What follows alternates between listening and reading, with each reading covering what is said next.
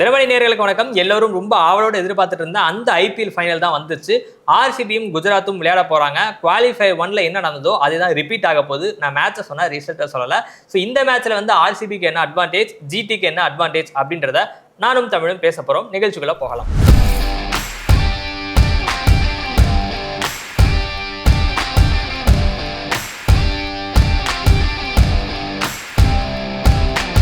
Tamil qualifier 1க்கு நம்ம review பண்ணியிருந்தோம், ப்ரிவியூவும் பண்ணியிருந்தோம். ஸோ அந்த ப்ரிவியூவை அப்படியே கட் காப்பி பேஸ்ட் பண்ணி இதில் வச்சிடலாமா, இல்லை நீங்கள் என்ன சொல்கிறீங்க? கட் காப்பி பண்ணி வச்சா வந்து ஆர்சிபி கிட்ட கப்பை கொடுத்துட்டு போக வேண்டியதான். ஏன்னா குஜராத் அந்த அளவுக்கு விட மாட்டாங்கன்னு நான் நம்புறேன். ஏன்னா அவங்க பல பாடங்கள் கட்டிருப்பாங்க அந்த குவாலிஃபயர் 1லேருந்து. அதெல்லாம் கட் காப்பி பண்ணி பேஸ்ட் வைக்கனா நல்ல ஒரு சுவாரஸ்யமான மேட்சாக இருக்கும் அப்படின்னு எனக்கு தோணுது வந்து. ஸோ அதாவது என்ன சொல்கிறீங்க அப்படின்னா, குவாலிஃபயர் 1ல ஆர்சிபிக்கு எதிராக என்ன தப்பு பண்ணாங்களோ அந்த தப்பை ஃபைனல்ஸ்ல ஜிடி பண்ண மாட்டாங்க அப்படின்றீங்க? கண்டிப்பா பண்ண மாட்டாங்க, பண்ணக்கூடாது. என்ன தப்பு பண்ணாங்க ஆர்சிபிக்கு எதிராக? அவங்க ஆர்சிபிக்கு எதிராக என்னன்னா, டாப் ஆர்டர்ஸ் வந்து அவங்களோட ஸ்ட்ரென்த்தே வந்து டாப் ஆர்டர்ஸ் தான் வந்து. இன்னொன்று அந்த அவங்க தப்பு பண்ண ஒரு விஷயம் வந்து டாஸ்லேயே ஒரு தப்பு பண்ணாங்க வந்து. அவங்க டாஸ் வின் பண்ணதுக்கப்புறம் என்ன பண்ணியிருந்துருக்கணும்னா, ஃபர்ஸ்ட் பேட்டிங் எடுத்துருந்துருக்கணும் வந்து. அவங்க பவுலிங் எடுத்துட்டு என்ன பண்ணாங்கன்னா வந்து நம்ம சேஸ் பண்ணிக்கலாம்ங்கிற தைரியத்தில் போனாங்க. அவங்க அடித்த ஸ்கோர் ஹிமாலயா இலக்கை செட் பண்ணதுக்கப்புறம் அவங்களால சேஸ் பண்ண முடியல. ஃபஸ்ட்டு அந்த இலக்கை பார்த்தே அவங்களுக்கு வந்து சைக்கலாஜிக்கலாக வந்து பயந்துட்டாங்க. ஒரு ப்ரெஷர், ஈவன் ஃபஸ்ட்டு பால் பவுல் பண்ணுறது முடியாது வந்து அவங்களுக்குள்ள மைண்டுக்குள்ள ப்ரெஷர் இருந்துச்சு வந்து. அது தெரிஞ்சு ஃபஸ்ட்டு ஒரு 5 ஓவர் 6 பவர் பிளேக்குள்ளே என்னன்னா அந்த 5 விக்கெட் விட்டுட்டாங்க வந்து. ஸ்ட்ரென்த் டாப் ஆர்டர் தான். டாப் ஆர்டர் போச்சுனாலே மேட்சே முடிஞ்சுன்னு சொல்லிக்கலாம் வந்து. அப்படி இருக்கிறதுல இந்த தப்புலாம் அவங்க பண்ணாங்க. இந்த தப்பெல்லாம் வந்து இங்கே வந்து அவங்க ரீஒர்க் பண்ணியிருப்பாங்க. இன்கேஸ் டாஸ் விழுதுன்னா அவங்க என்ன பண்ண மாட்டாங்கன்னா, எனக்கு தெரிஞ்சு வந்து பவுலிங்னு போக மாட்டாங்க, பேட்டிங் எடுப்பாங்கன்னு நம்புறேன். ஸோ நம்ம பார்க்கலாம் இங்கே வந்து கண்டிஷன்ஸ்லாம் எப்படி இருக்கும் அப்படின்றது அன்றைய நாள் தான் நமக்கு தெரியும். இல்லை ஒரே ஒரு அட்வான்டேஜ் ஜிடிக்கு என்ன அப்படின்னா, அவங்களுடைய ஹோம் டஃப்ல நடக்குது அப்படின்னே சொல்லலாம். நான் முந்தைய வீடியோவில் சொன்ன மாதிரி தான், நீங்கள் வந்து போன முறை கஷ்டப்பட்டு கீழேருந்து வந்து சண்டை போட்டு எல்லா டீமையும் தோக்கடிச்சு கோப்பையை வாங்கணும் அப்படின்னா, அடுத்த வருஷம் சீசனில் எந்த டீம் ஃபைனல் வந்து அந்த டீமுக்கு சாதகமாக கொடுப்பீங்க, எனக்கு தரமாட்டீங்க அப்படின்னு ஆர்சிபி ரசிகர்கள், ஆர்சிபி டீம் வந்து மனசுக்குள்ள நினச்சிக்கிட்டு இருக்காங்க. நீங்கள் ஒத்துக்கிற டீம் அதான் வந்து நிஜம்ன்றனால நம்ம அதை வச்சுட்டு நம்ம போயிடலாம். இந்த நம்ம ஐபிஎல் ஃபுல்லாகவே வந்து வீடியோ போடுறப்ப என்ன சொன்னோம் அப்படின்னா, யார் வேண்டாலும் வந்து விளையாடலாம், யார் வேணாலும் சண்டை போடலாம், ஆனால் யார் சண்டை போட்டாலும் கடைசியாக வந்து ஆர்சிபியை வந்து தாண்டணும். ஸோ எந்த அணி வந்து ஆர்சிபியை தாண்டுதோ அந்த அணி தான் அந்த கோப்பை அப்படின்னு சொல்லிட்டு தான் இருந்தோம். இது வந்து சுமனாச்சுக்கு ஒரு பில்டப் கொடுக்கணும், ஹைப் ஏற்றணும் அப்படின்றதுக்காக சொல்ல. 2 ரீசன். அவங்க வந்து அந்த மாதிரி விளையாடுறாங்க, 1. 2வது, அவங்க தான் வந்து ஒரு ஃப்ரான்ச்சைஸ் எப்படி டீம் ஃபார்ம் பண்ணணுமோ அது அவ்வளோ ப்ராப்பராக வந்து உட்காந்து அவங்க டிசைன் பண்ணியிருக்காங்க அந்த டீமை. எல்லா ஸ்லாட்டுக்கும் வந்து அவங்க வந்து சரியான வீரர்கள் வச்சுருக்கிறாங்க, சரியான ஃபாரின் பிளேயர்ஸ் எடுத்து வச்சுக்கிறாங்க. அந்த டீமுடைய டிஸ்அட்வான்டேஜ் என்ன அப்படின்றத தெரிஞ்சு சரியான பந்து வீச்சாளர்களை உள்ளே கொண்டு வந்தாங்க. புவனேஸ்வர் குமார், ஹெசில்வுட், ருனால் பாண்டியா அப்படின்னு சொல்லிட்டு. இதில் யாராவது இன்ஜுரினா அவங்களுக்கு பேக்கப் இருக்கிறாங்க. யாராவது ஒருத்தர் விளையாட மாட்டார், இல்லை விளையாட வைக்க வேண்டாம் அப்படின்னா அந்த பேட்டிங் ஆர்டர் பெரிய அளவுக்கு ஸ்வாப் ஆகாமல் எப்படி விளையாட வைக்க முடியுமோ அப்படி விளையாட வச்சுட்டு இருக்கிறாங்க. வெங்கியர் அதை தான் பண்ணிக்கிட்டு இருக்கிறாருன்றனால அவங்க வந்து ஒரு டீமாவே வந்து அட்டகாசமாக இருக்கிறாங்க. அது அப்படியே அவங்க பெர்ஃபார்மன்ஸையும் ஜஸ்டிஃபை பண்ணுறாங்க. அப்படின்னால எந்த டீமாக இருந்தாலும் அவங்கள தாண்டி தான் தொடரணும் அப்படின்றனால ஆர்சிபில எனக்கு தெரிஞ்சு பெரிய குறை இல்லை பிரச்சனை அப்படின்னா எனக்கு தெரிஞ்சு எதுவும் பின் பாயிண்ட் பண்ணுறதுக்கு இல்லைன்னு நான் நம்புறேன். இல்லை பார்க்குறீங்களா? லாஸ்ட் டோர்னமெண்ட்லேயும் அவங்கள்ட்ட குறைன்னு சொல்கிறதுக்கு எதுவும் இல்லை. இந்த டோர்னமெண்ட்டில் அது அப்படியே மொமெண்டம் கேரி ஓவர் பண்ணிட்டு ஃபைனல் வரைக்கும் வந்துட்டாங்க. அவங்கள்ட்ட குறைன்னு சொல்லி ஒன்றுமே நம்ம சொல்கிற மாதிரி ரொம்ப பெருசாக ஃபீல்டிங்கில் ஏதாவது மிஸ்டேக் பண்ணுறாங்க, இல்லை அன்ன டேயில் இந்த கேமோட டேயில் வந்து ஏதாவது மிஸ்டேக் பண்ணுறாங்களே பண்ணாதான் உண்டே தவிர, ஒரு டீமாக ஒரு ப்ராப்பராக செட்டான டீம்னு சொல்லிட்டு இந்த 10 டீம் இருந்துச்சுல, இந்த 10 டீமில் இவன்ட்ட குறைய அதிகமாக கண்டுபிடிக்க முடியாதுன்னா வந்து அது வந்து ஆர்சிபி தான் வந்து. நீங்கள் சொல்கிற மாதிரி இது வந்து பில்டப் பண்ணுறதுக்காக சொல்லல, அவங்கள்ட்ட உண்மையிலே அது இருக்குது, அதனால சொல்கிறோம் வந்து. ஏன்னா வந்து அவங்கள ஒரு மேட்ச் ஃபைனல் மேட்ச்சு ஒரு 2-3 விக்கெட் குயிக்காக எடுத்துட்டாங்க, அந்த மாதிரி ப்ரெஷர் ஆகுறாங்க. இல்லை ஃபீல்டிங்கில் 2-3 கேட்ச் விட்டாங்க, அப்படி ப்ரெஷர் ஆகிறாங்க. இது மாதிரி ஏதாவது தவறுகள் பண்ணால் தான் வாய்ப்பே இருக்க தவிர மற்றபடி டீமாக அவங்க வந்து ரொம்ப ரொம்ப பர்ஃபெக்டாக இருக்காங்க வந்து. ஸோ 2 விஷயங்கள் மட்டும் நம்ம சொல்லிட்டு ஆர்சிபி இந்த இடத்துல க்ளோஸ் பண்ணலாம்னு நினைக்கிறேன். 1 வந்து ஜிதேஷ் சர்மா சரியான ஃபார்மில் இல்லை. ஸோ அது எங்கேயாவது அவங்களுக்கு முன்னாடி நிறைய விக்கெட்ஸ் போச்சு அப்படின்னா அவர் என்ன பண்ணுவார் அப்படின்றது தெரியல. அப்புறம் ரொமாரியோ ஷெப்பர்டு பெருசாக அவங்க யூட்டிலைஸ் பண்ண இடங்கள்ல அவர் அவ்வளோ சிறப்பாக செயல்படலைன்றது ஒரு ட்ராபேக். அப்புறம் அவங்க எத்தனை ஸ்பின்னரில் போக போகிறாங்க அப்படின்றது தெரியல. 2 ஸ்பின்னர்ஸில் போனாலும் 2 பேருமே நல்லா தான் போட்டுட்ருக்காங்க, எந்த சிக்கலுமே இல்லை. ஸோ ஒரு ஸ்பின்னர் அப்படின்னா அதை எப்படி யூட்டிலைஸ் பண்ணுவாங்கன்றது ஒரு கேள்வியாக இருக்குது. அது கண்டிஷன்ஸ் பொறுத்து டிசைட் பண்ணுவாங்கன்னு நினைக்கிறேன். இல்லாட்டி போன மேட்ச் மாதிரியே குணால் பாண்டியா மட்டும் வச்சுட்டு ஜேக்கப் டஃபி உள்ளே கொண்டு வந்துட்டு அதுக்கப்புறம் அது ஏதாவது அவங்க இம்பாக்ட் பிளேயரில் பண்ணுறதுக்கு வாய்ப்பு உண்டு. ஃபில் சால்ட் வர மாட்டார்ன்றது இப்போ வரைக்கும் ஒரு கேள்விக்குறியா இருக்குது. ஸோ அவர் வந்தார் அப்படின்னா அவங்களோட பிளேயிங் 11ல் ஃபார்னர் காம்பினேஷன் கொஞ்சம் குழம்பும். அவர் வரல அப்படின்னா வெங்கடேஷ் ஐயர் விளையாடுவார். வெங்கடேஷன் நல்லா விளையாடிட்டு இருக்காரு. ஆனால் ஒரு 60-70 ரன் இல்லை ஒரு 80-90 ரன் மாதிரி ஒரு பெரிய இன்னிங்ஸ் ஆடினார்னா இன்னும் வந்து அது ஆர்சிபிக்கு ஹெல்ப் பண்ணும். இல்லைனா பவர் பிளேயர் ஒரு விக்கெட்டை கொடுத்துட்டு போகிற மாதிரி இருக்குது. ஸோ இது வந்து பெரிய கவலைக்குரிய விஷயம் இல்லைனாலும் சின்ன சின்ன விஷயங்கள். ஸோ இந்த பிரச்சனைகளை வச்சு ஏதாவது ஜிடி உள்ள நுழைய பார்த்தாங்கன்னா ஒரு வாய்ப்பு இருக்கு அப்படின்னு நினைக்கிறேன் நான். ஏன்னா அங்க வந்து அட்டகாசமான பவுலர்ஸ் இருக்காங்க பவர் பிளேல வந்து. கண்டிப்பா அப்போ அவங்களோட ஸ்ட்ரென்த்தே அதான் பவுலர்ஸ் வந்து. ஆனா வந்து இப்போ ஆர்சிபியில் இந்த விஷயத்துல ரொம்ப பயப்பட தேவையில்லை. ஏன்னா வந்து இங்க வந்து விராட் இப்போ ஜிடியை பொறுத்தவரைக்கும் நம்ம பயப்படணும் சொல்ல சும்மா இல்ல அதான் அவங்க அந்த கன்சர்ன் கூட அவங்க பெருசா எடுத்துக்க தேவையில்லைன்னு எனக்கு எதனால ஜஸ்டிஃபை பண்றேன்னா, இங்க ஜிடியை பொறுத்த மாதிரி ஒரு டாப் ஆர்டர் சொன்னோம், ஒரு 3 பேர் அவுட் ஆயிட்டாங்கன்னா வந்து அவங்க என்ன பண்ணுவாங்கன்னு தெரியாதுங்கிறத சொன்னோம். உண்மை அதான் வந்து. அதே மாதிரி இங்க ஆர்சிபி பொறுத்த வரைக்கும் அந்த ப்ராப்ளம் இல்லை. ஒரு மேட்ச் வந்து விராட் கோலி கன்சிஸ்டன்டா அடிச்சிட்டு இருக்காரு வந்து, தேவதத் படிக்கல் நல்லா விளையாண்டுட்டு இருக்காரு. அப்புறம் வந்து உள்ளுக்குள்ள பாத்தீங்கன்னா வந்து வெங்கடேஷ் விளையாடுறாரு, கேப்டன் ரஜத் படியார் ரொம்ப அருமையா விளையாடுறாரு. இப்போ இவங்க யாராவது அவங்க குஜராத் மாதிரி ஒரு டாப் 3யோ இல்லை டாப் 2 இது மாதிரி யாரும் நம்பி இல்லை வந்து. இவங்க ஒருத்தர் விட்டாலும் ஒருத்தர் பிளேயர்ஸ் விளையாண்டு கரெக்டாக விளையாடுறதுனால அவங்க ஜெயிக்கிறாங்க. அதனால பிரச்சனை இல்லை. என்னதான் நல்ல பவுலிங் அட்டாக் வச்சிருந்தாலுமே வந்து குஜராத் டைட்டன்ஸ்ட்ட இவங்க வந்து எல்லா பிளேயர்ஸும் ஃபெயிலியர் ஆக மாட்டாங்க, யாராவது விளையாடுவாங்க அப்படிங்கிறது தோணுது. அதான் அவங்கள்ட்ட அட்வான்டேஜ். அதான் வந்து குஜராத்தை பொறுத்த வரைக்கும் வந்து என்ன பண்ணாருன்றதை நம்ம பார்த்தோம். ஸோ நம்ம இப்போ வந்து குஜராத் டீம் போகிறதுக்கு முன்னாடி அகமதாபாத் ஸ்டேடியம்ல என்ன நடந்திருக்கு அப்படின்னு பார்த்தோம்னா, இந்த ஐபிஎல் இது வரைக்கும் 7 ஆட்டங்கள் நடைபெற்றிருக்கு. இதுல வந்து 5 ஆட்டங்கள்ல குஜராத் டைட்டன்ஸ் வெற்றி பெற்றிருக்கிறாங்க.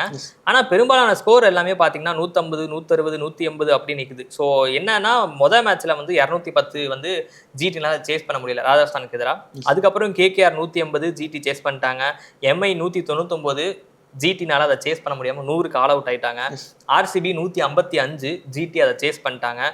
பஞ்சாப் 163 தான், அதையும் வந்து ஜிடி சேஸ் பண்ணிட்டாங்க. அப்புறம் எஸ்ஆர்ஹெச்க்கு எதிராக வந்து ஜிடி 168 தான் அடிச்சாங்க. இவங்க எஸ்ஆர்ஹெச் 86க்கு சுருட்டிட்டாங்க. ஒரே ஒரு மேட்ச் மட்டும் தான் கன்சர்ன் சிஎஸ்கே விளையாண்ட மேட்ச். அதில் வந்து 229 ரன்கள் அடிச்சாங்க ஜிடி. சிஎஸ்கே வந்து 140க்கு ஆல் அவுட் ஆயிட்டாங்க. ஸோ இந்த மேட்ச் தவிர மிச்ச எல்லா மேட்சுமே வந்து அந்த 160, 150 அந்த அரௌண்ட்லேயே இருக்குன்றனால நாளைக்கு கண்டிஷன் என்ன இருக்க போகுது அப்படின்றது நம்ம இந்த அகமதாபாத் பற்றி நீங்கள் இப்போ ஸ்டார்ட் சொன்னீங்கல்ல, அது ஸ்டார்ட்ஸ் என்ன வேணாலும் சொல்லிட்டு போகட்டும். ஆனால் நான் வந்து ஜிடியை பொறுத்த வரைக்கும் எனக்கு அவங்களுக்கு நான் சொல்லணும் ஒரு சஜஷனாக சொல்லணும் என்ன சொல்லுவேன்னா வந்து, அவங்களால ஒருவேளை ஒரு டாஸ் வின் பண்ணுதுன்னா அவங்க பேட்டிங் பிடிக்கிறது எனக்கு நல்லதுன்னு தோணுது. ஏன்னா அவங்களால செகண்ட் சேஸ் பண்ணும்போது என்ன நடக்கலாம், 2-3 விக்கெட் பவர் பிளேயர் விட்டாங்கன்னா ரொம்ப அவங்க மேட்சே முடிஞ்சிடும். இல்லை இன்கேஸ் எக்ஸாம்பிள் சொல்கிறேன், நம்ம கண்டிஷன்ஸ் பார்க்காம போகணுன்றது நானுமே போன வீடியோவில் சொல்லியிருந்தேன் உங்கள் ஸ்ட்ரென்த்துக்கு தான் போகலாம் அப்படின்னு. ஆனால் நேற்று என்ன போச்சு அப்படின்னா, ராஜஸ்தான் வந்து ஃபர்ஸ்ட் பேட்டிங் பிடிச்சாங்க. ஆனால் அந்த இதில் வந்து கொஞ்சம் சீம் ஹெல்ப் பண்ணுச்சு ஃபர்ஸ்ட் இன்னிங்ஸில். செகண்ட் இன்னிங்ஸில் ஹெல்ப் பண்ணவே இல்லை. பேட்டிங் ரொம்ப அட்வான்டேஜாக போச்சு. ரியாங் பராக்மே சொல்லியிருப்பாரு, இந்த ரோலர் போட்டனால வந்து கொஞ்சம் பிச் மாறிடுச்சு அப்படின்னு சொல்லிட்டு. அந்த மாதிரி விஷயம் ஏற்பட்டா என்ன பண்ணுவீங்க? இல்லை அது மாதிரி இருக்க வாய்ப்பு இருக்கு. ஆனால் நான் என்ன சொல்றேன்னா, அது எப்படி நடந்தாலும் அதை சீரியஸா வந்து ஏன்னா குஜராத் பாதிக்காது. ஏன்னா ஏன் பாதிக்காதுன்னு சொல்றேன்னா வந்து நீங்க வந்து அவன்கிட்ட இருக்க பேட்டிங் பொறுத்த வரைக்கும் நான் என்ன பேட்டிங் கொலாப்ஸ் ஆகி ஒரு 150க்குள்ளே முடிஞ்சு போச்சுன்னு வச்சுக்கோங்க. பவுலர்ஸ்க்கு தான் ரன் வேணும்ல டிஃபெண்ட் பண்ண. ஆமா பவுலர்ஸ் வேணும் தான் வந்து அவன்கிட்ட அந்த பவுலிங் லைனப் நல்லா வச்சிருக்கானே அந்த ஒரு காக சொல்றோம் வந்து. ஏன்னா இது எடுத்து வந்து இது வந்து லாட் ஆஃப் டைம் அவங்க ஃபெயிலியர் ஆயிருக்கிறத பார்க்க முடியுது. அந்த ஒரு கன்சர்ன் என்ன சொல்ல வரீங்கன்றது எனக்கு புரிஞ்சுக்க முடியுது. இவங்க ஸ்ட்ரென்த்துக்கு தகுந்தப்பல வேறன்றது போன வீடியோல நானும் தான் சொல்லியிருந்தேன். ஆனா கண்டிஷன்ஸ் வந்து சில நேரங்கள் வந்து மாறி போகிறதுக்கு வாய்ப்பு இருக்கு. நேற்றைய ஆட்டத்துக்கு அப்புறமா அந்த ஒப்பீனியன் நான் மாத்திக்கிட்டேன் சொல்ல வரேன். எனக்கு புரியுது வந்து. ஆனா என்னன்னா நான் என்ன எனக்கு தெரிஞ்சு என்ன மீனிங்ல சொல்ல வரேன்னா, இவங்க வந்து ஒரு டாஸ் வின் பண்ணி கிடச்சுன்னா வந்து நல்லா வந்து ஒரு ப்ரெஷரே இல்லாமல் இந்த ஸ்கோர் கார்டு ப்ரெஷர் இல்லாமல் ஃபஸ்ட்டு நல்லா ஸ்கோர் பண்ணி ஒரு டார்கெட் அவங்களுக்கு எதிரணிக்கு ஃபிக்ஸ் பண்ணணும். அவங்கள்ட்ட நல்லா பவுலிங் லைன் வச்சிருக்காங்க, அதை வச்சு அவங்க டிஃபெண்ட் பண்ணிடுவாங்க நம்பிக்கை இருக்குது. இன்னொன்று ஒருவேளை ஆப்போசிட் டீம் ஜெயிச்சு அவங்க டாஸ் வின் பண்ணி அவங்க ஒருவேளை வந்து ஃபர்ஸ்ட் பேட்டிங் எடுத்துறாங்க அப்படின்னா வந்து அவங்கள வந்து வெல் பிலோ 200 இல்லை 180 190 சொல்லிட்டு பார்த்தாங்கன்னா இவங்களுக்கு வந்து இவங்களோட பேட்டிங் லைனப்புக்கு அந்த சேசிங் செட் ஆகும். அப்படியே ரொம்ப அடிச்சிட்டாங்கன்னா கூட அதை என்ன பண்ணணும்னா அவங்க வந்து 220 கண்ட்ரோல் பண்ண பார்த்தாங்கன்னா வந்து இவங்களோட ஓப்பனர்ஸ் நல்லா விளையாடுற பட்சத்தில் வந்து அவங்க சேஸ் பண்ணிடுவாங்க. இல்ல ஒரு 250 ஃபர்ஸ்ட் மேட்ச் மாதிரி வந்து 250 போனா அவங்க வந்து குஜராத்துக்கு வந்து ஈவன் அவங்களோட ஹோம் டஃபா இருந்தாலுமே அது வந்து அவங்களுக்கு ரொம்ப ரொம்ப ப்ரெஷர் ஆயிரும் கேம் வந்து. ஏன்னா அவங்க 3 பேர் மட்டும் தான் நல்லா 4 பேர் மட்டும் தான் நல்லா விளையாடுறாங்க. 4 பேரா வாஷிங்டன் சுந்தரி எக்ஸ்ட்ரா ஒன்று சேர்த்து வேணா சொல்றேன். அப்படி இல்லைன்னா ரொம்ப ரொம்ப அவங்களுக்கு வந்து டஃப் ஆயிரும் மேட்ச் வந்து.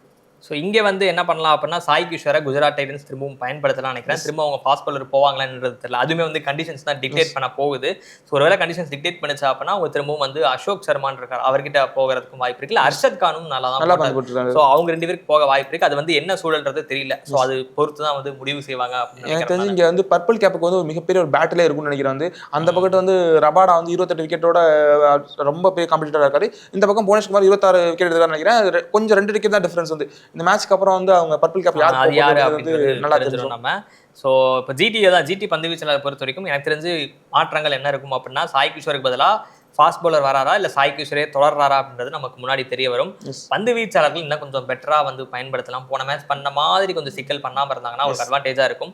பேட்டிங்ல என்ன சொல்றது, இவங்க வந்து என்ன தப்பு பண்றாங்க அப்படின்னா சொல்லலாம். ஆனா டாப் ஆர்டரை வந்து விக்கெட் விட்டுட்டாங்க அப்படின்னா கேம் முடிஞ்சதுனால முடிஞ்சது. திரும்பவும் வந்து அதை எக்ஸ்போஸ் ஆகாம அப்படியே அனகாத்து வச்சுக்கோங்க அப்படின்னு மட்டும் சொல்லிக்கலாம். கண்டிப்பா. சாய் சுதர்ஷன் கையில் ஏதாவது க்ளூ போட்டு அனுப்பிச்சுடுங்க. எஸ், ஏன்னா இந்த வாட்டி அந்த தப்பை பண்ண மாட்டாங்கன்னு நினைக்கிறேன். ஏன்னா சாய் சுதர்ஷன் 3வது வரையும் அப்படி அது ஒரு வாரம் அவுட் ஆனார்னு வச்சுக்கோங்க, இருக்கு என்னங்க இப்படியே அவுட் ஆவார்னு சொல்லிட்டு அது ரொம்ப அவரே மனதளவில் ரொம்ப பாதிக்கப்பட்டுவார். அதனால அந்த மாதிரி தப்பு பண்ண மாட்டாங்க.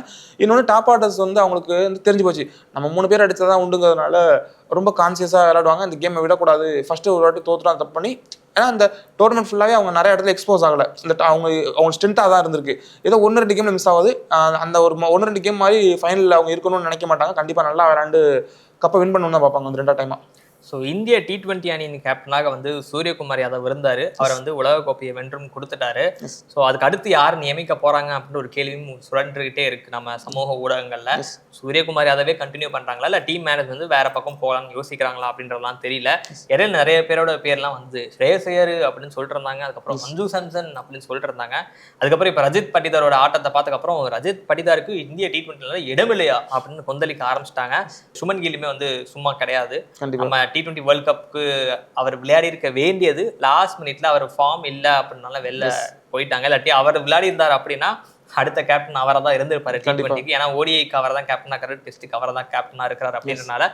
ஸோ இப்படிப்பட்ட ஒரு சூழல்ல தான் வந்து அந்த பக்கம் ரஜத் பட்டிதார் ஒரு டீமை வழி நடத்திட்டு வராரு, இந்த பக்கம் சுப்மன் கில் வந்து வழி நடத்திட்டு வராரு. Captain versus captain. அது வந்து கேப்டன் வர்சஸ் கேப்டன்றதை விட அடுத்த கேப்டன் யாருன்றதுக்கான அந்த ரேஸ் வந்து இதுல தெரிஞ்சிடும்.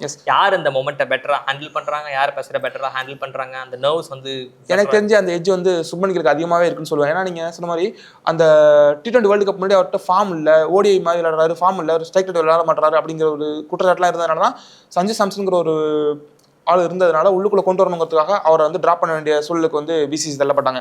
ஆனால் அதெல்லாம் இல்லை, நான் வந்து நல்லா தான் விளையாடுவேன், சூப்பராக விளையாடுவேன், நான் ஸ்கோர் பண்ணுவேன்னு சொல்லிட்டு 700+ அடிச்சு இப்போ சீசன் 700+ அடிச்சிருக்காரு, முன்னாடி அடிச்சிருக்காரு 600 அடிச்சிருக்காரு, இன்னொரு முறை 700 ரன் அடிச்சிருக்காரு.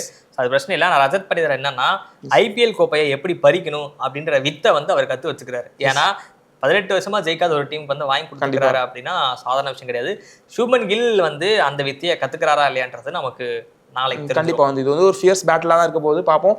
இது இங்கே பேட்டில் ஜெயிச்சு யார் ஃபைனலில் கப் வின் பண்ணுறாங்கன்னு பார்ப்போம். அதே மாதிரி நீங்கள் சொன்ன மாதிரி கேப்டன்சிக்கு என்ன மாதிரியான டிசிஷன் வந்து BCCI வந்து இட்ஸ் குட் ஹெக்டேக் டு BCCI அப்படிங்கிற மாதிரி அவங்க கையில் விட்டுருவோம். வந்து அவங்க வந்து அதை முடிவு பண்ணி யார் கேப்டனாக நியமிக்கிறாங்கன்னு நம்ம பார்க்கலாம். ஸோ இதுதான் மக்கள் எங்களுடைய பார்வையாக இருக்குது. உங்களுடைய பார்வை என்ன அப்படின்றத சொல்லுங்கள். யாருக்கு அட்வான்டேஜ் இருக்குது, RCB ஜெயிப்பாங்களா, GT ஜெயிப்பாங்களா அப்படின்றத உங்கள் ஒப்பீனியன் என்னன்றதை சொல்லுங்கள். முடிக்கிறதுக்கு முன்னாடி இந்த 2 கேள்விக்கு நிச்சயமாக நீங்கள் பதில் சொல்லணும் அப்படின்னு நினைக்கிறேன். நான் கஷ்டப்பட்டு கீழேருந்து வந்து அடித்து கோப்பையை வாங்குமா ஒரு டீமு, ஆனால் ஃபைனலில் வந்து அவங்க ஹோம் டர்ஃபில் நடத்த மாட்டாங்களா, ஆப்போசிட் டீமோட ஹோம் டர்ஃபில் நடத்துவாங்களாம் அப்படின்றது நியாயமா இல்லையா அப்படின்றத கீழே கமெண்ட் பண்ணுங்கள். ரெண்டாவது, இந்த சுப்மன் கில் வர்சஸ் ரஜத் பட்டிதார் போட்டியில் யார் வந்தால் உங்களுக்கு ரொம்ப பிடிக்கும் அப்படின்றதையும் கீழே கமெண்ட் பண்ணுங்கள். நிச்சயமாக இந்த ஃபைனல் முடிஞ்சதுக்கு அப்புறமா எங்கள் சைட்லேருந்து ஒரு ரிவ்யூ இருக்கும். ஸோ அந்த ரிவ்யூவில் உங்களை மீண்டும் சந்திக்கிறோம். நன்றி, வணக்கம்.